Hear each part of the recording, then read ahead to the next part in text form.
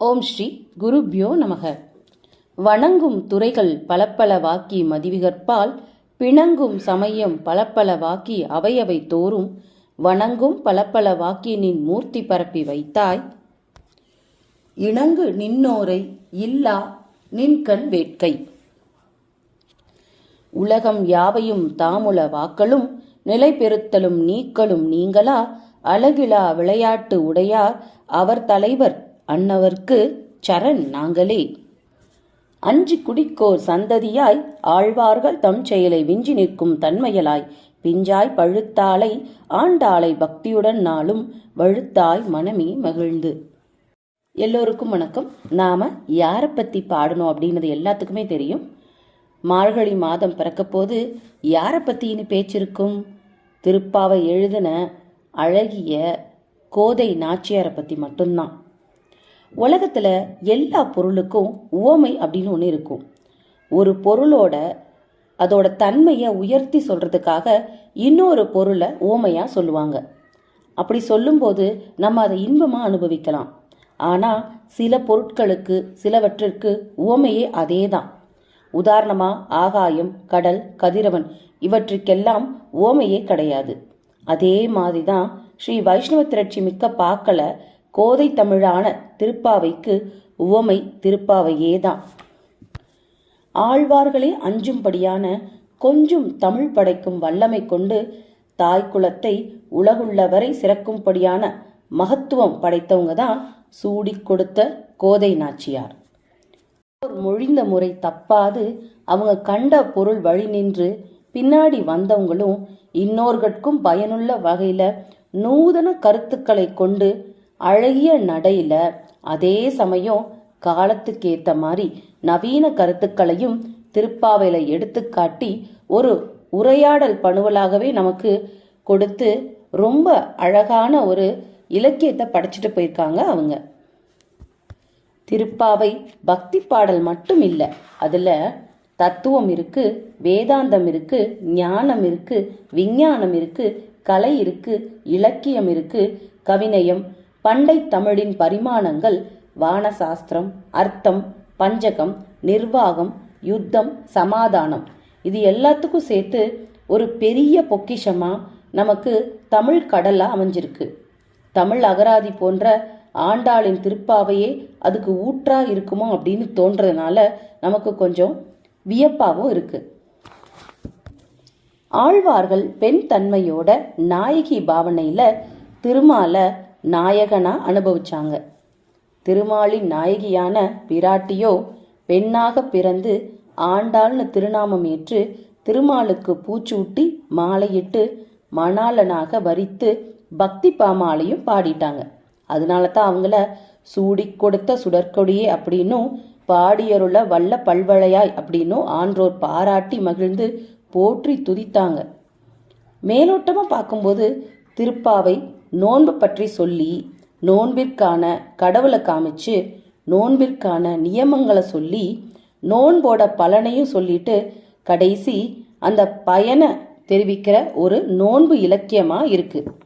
ஆனா கொஞ்சம் உள்ள போய் பார்த்தோம் அப்படின்னா அது ஜீவாத்மாவோட தன்மையை உணர்த்தி பரமாத்மாவோட மேன்மையை விளக்கி இந்த ஜீவாத்மா பரமாத்மா கிட்ட அடைக்கலம் புகுவதற்கான காலம்ன்றது இந்த மானிட பிறப்பு தான் அப்படின்றத உணர்த்தி அதற்கான ஞான ஒளியை கொடுத்து சரணாகதி அப்படிங்கிற தத்துவ பாதையில நம்மளை போக வச்சு ஜீவாத்மாவுக்கு நல்ல ஆழ்ந்த பொருளை நமக்கு சொல்லி ஒரு அக்ஷய பாத்திரமா விளங்குது இந்த திருப்பாவை. திருப்பாவையை பார்த்துதான் சைவத்தினர் திருவெம்பாவை அப்படின்னு ஒரு அற்புத இலக்கியத்தை படைச்சாங்க. அவங்க மட்டும் இல்ல, சமணர்கள், பௌத்தர்கள் அவங்களும் அந்த தாக்கத்தை ஏற்படுத்தினதுனால அவங்களோட மதங்கள்ல இதை கொண்டு வந்தாங்க.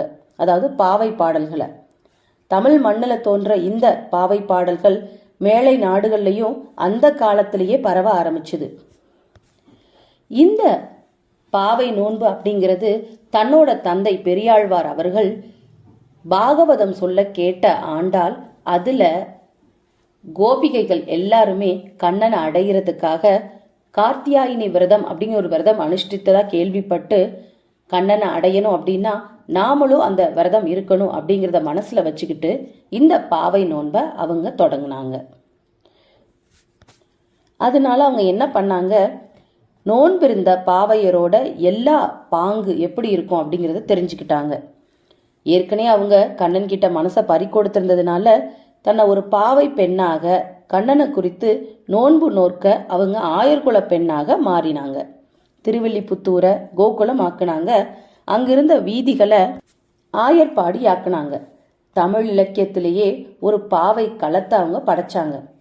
மேலோட்டமா இதை காட்டி திருவில்லிபுத்தூரின் வடபத்திரசாயி கண்ணன் திருமாளிகையா அவங்க நினைச்சுக்கிட்டு அங்க சயனித்துள்ள அந்த பரமனையே கண்ணனாக நினைச்சுக்கிட்டாங்க.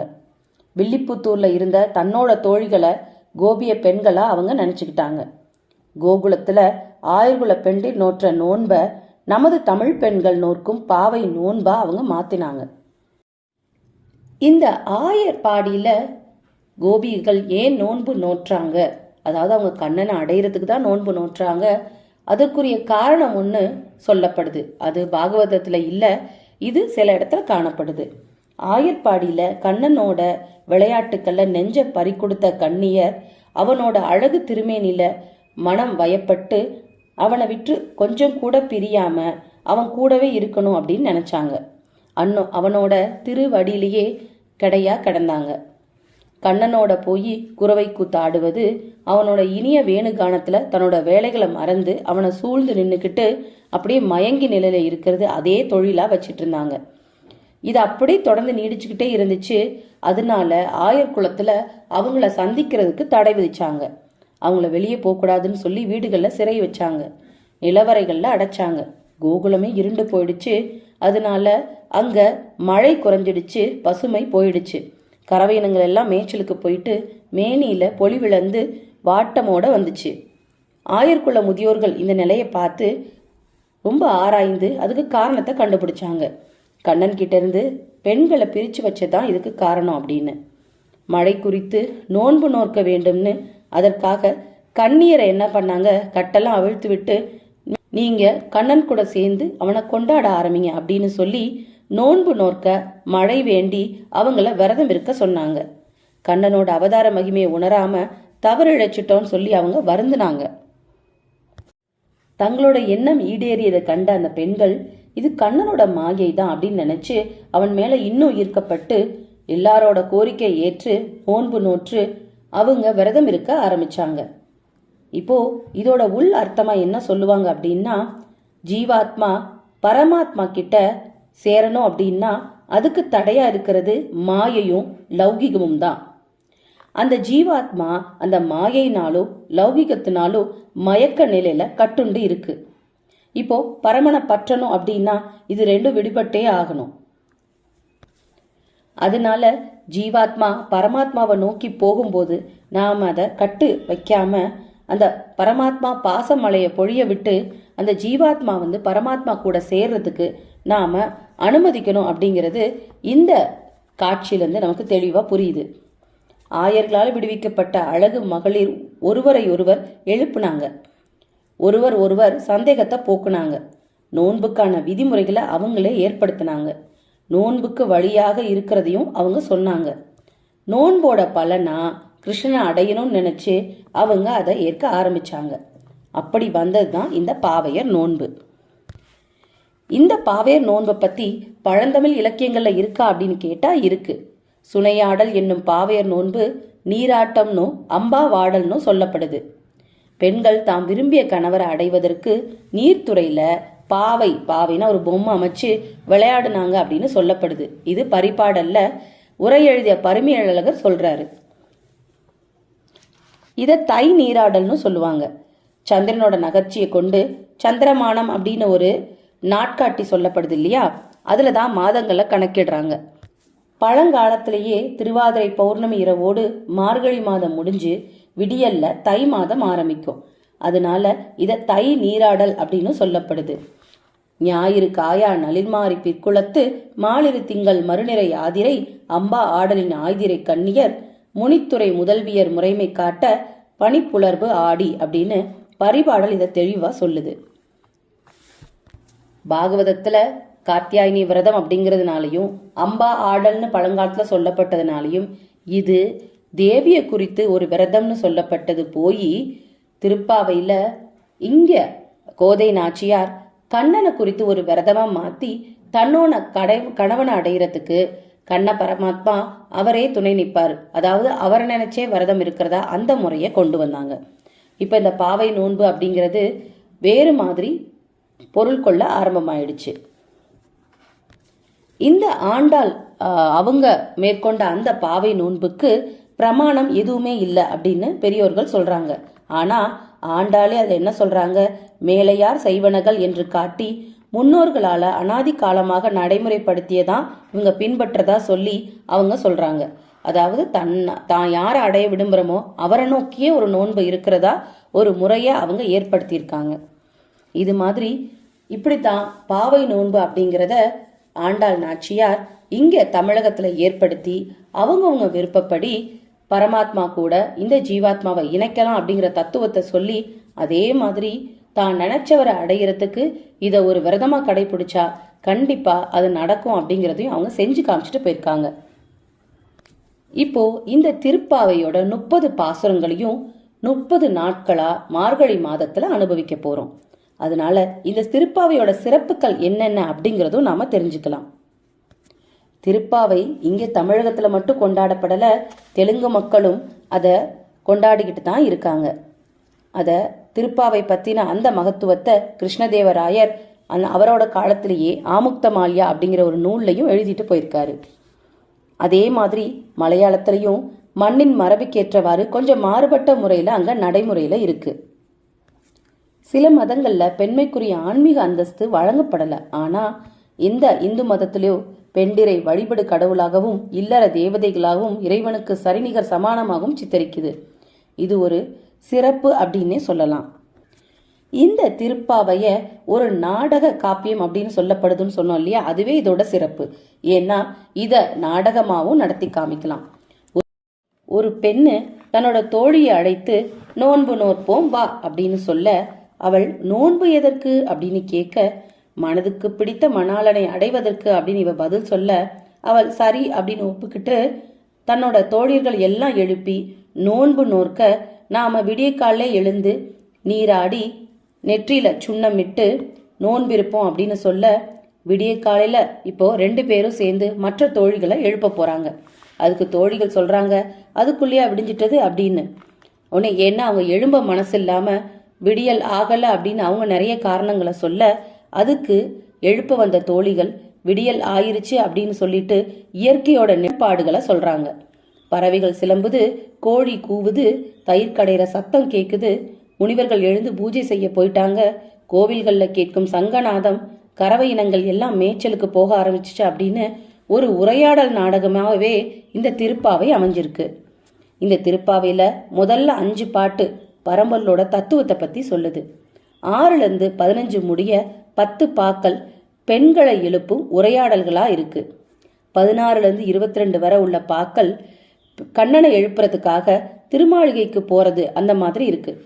23லேருந்து 29 வரைக்கும் உள்ள 7 பாடல்கள் கண்ணனுக்கும் கோபியைக்கும் நடக்கும் உரையாடல்கள். 30வது பாட்டுல பலஸ்ருதியா அதோட பலனை சொல்றாங்க. இந்த மாதிரி இந்த பாவை பாசுரங்கள் ஒரு உரையாடல் களமாகவே இது அமைஞ்சிருக்கு.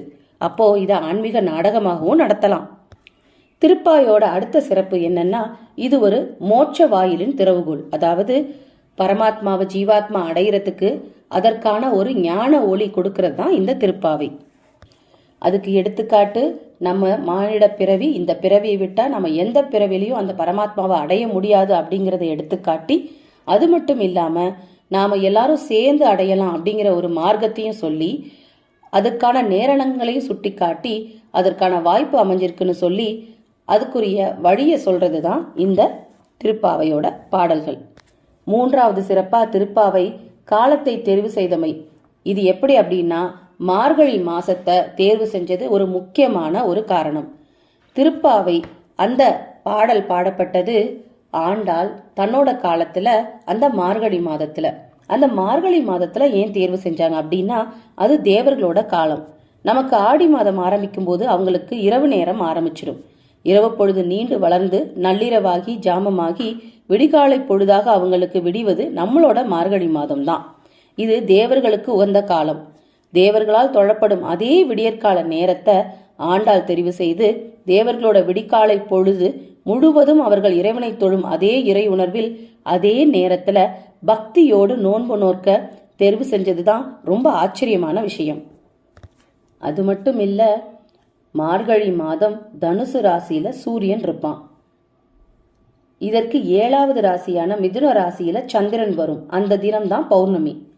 சூரியன் தனுசு ராசியில் இருக்க மிதுன ராசியில் உள்ள திருவாதிரை நட்சத்திரத்தில் சந்திரன் வரும் காலமே மார்கழி மாதம் பௌர்ணமி ஆகும்.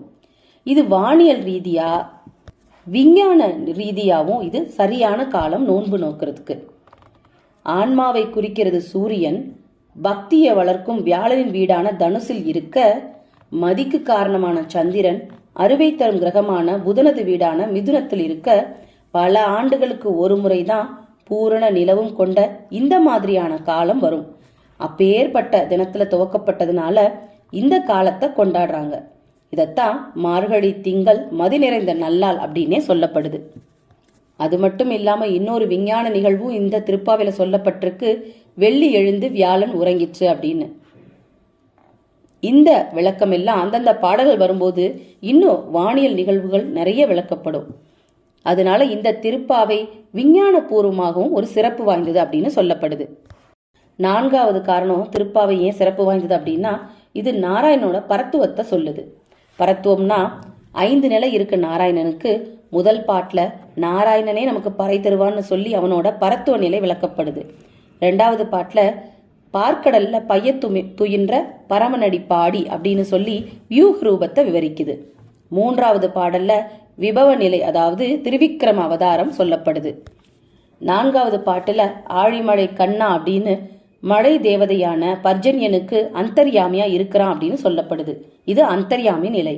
5வது பாட்டுல பரம்பொருளா இருந்து பார்க்கடல்ல விரிஞ்சு விபவமாக அவதரித்து அந்தர்யாமியா இருந்து அருள் புரியும் அந்த மாயன் வட மதுரையில கண்ணனாக அவதரிச்சிருக்கான் அப்படின்னு சொல்லி அவதார ரகசியம் சொல்லப்படுது. 6வது பாட்டுல கோவில்கள்ல அர்ச்சாவத மூர்த்தியா இந்த மாதிரி பரத்துவத்துல விபவத்துல அந்தர்யாமியா அவதாரம் எடுத்த அந்த கண்ணன் அர்ச்சாவத ரூபத்துல எல்லோருக்கும் திருமேனி காட்சி கொடுக்கிறான் அப்படின்னு சொல்லப்படுது. இப்படி எல்லா நிலைகளையும் சொல்லி வர்ணிக்கப்படுறது தான் இந்த திருப்பாவை. அது மட்டும் இல்ல, 5வது காரணமா இது கண்ணன் கதை பாடும் ஒரு காவியம். எல்லா பாடல்களிலும் கண்ணனோட பெருமை தான் பாடிக்கிட்டே போறாங்க ஆண்டாள்.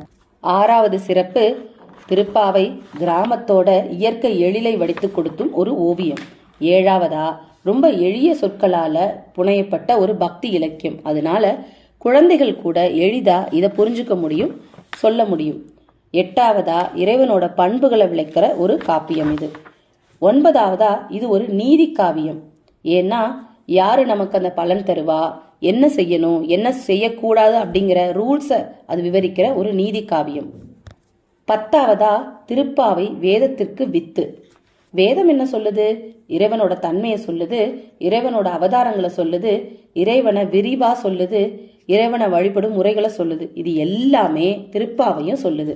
அதனால தான் ஸ்ரீமத் ராமானுஜரும் இதை ஒத்துக்கிட்டு வேதத்திற்கு வித்து திருப்பாவை அப்படின்னு சொன்னாரு. இந்த திருப்பாவையை படிச்சாலே வேதத்தை படித்தற்கான சமம் அப்படின்னு சொல்லப்படுது. பாதங்கள் தீர்க்கும் பரமநடி காட்டும் வேதம் அனைத்துக்கும் வித்தாகும் கோதை தமிழ் 5 அறியாத மானிடரை வையம் சுமப்பதும் வம்பு அப்படின்னு பாடிட்டு போயிருக்காரு வேதப்பிரான் பட்டர். அப்படிப்பட்ட திருப்பாவையும் அதை எழுதின கோதை நாச்சியார் அவங்களோட புகழைத்தான் இந்த மார்கழி மாதம் முழுவதும் நாம பாட போறோம். இன்னும் நிறைய அனுபவிக்கலாம். இத்துடன் இந்த பதிவை முடிச்சுக்கலாம். தன்யோஸ்மின். யாவர்க்குமாம் இறைவனுக்கு ஒரு பச்சிலை, யாவர்க்குமாம் பசுவுக்கு ஒரு வாயுரை, யாவர்க்குமாம் உண்ணும்போது ஒரு கைப்பிடி, யாவர்க்குமாம் இன்சொல் அதாமே. பத்திரம் புஷ்பம் பலம் தோயம் யோமே பக்தியா பிரயச்சதி ததகம் பக்தியு பகுருதமஸ்ஞாமி பிரயத்தாத்மனக. ஓம் ஸ்ரீ குருவாயூரப்பா சரணம். ஓம் சர்வம் ஸ்ரீ கிருஷ்ணார்ப்பணமஸ்து.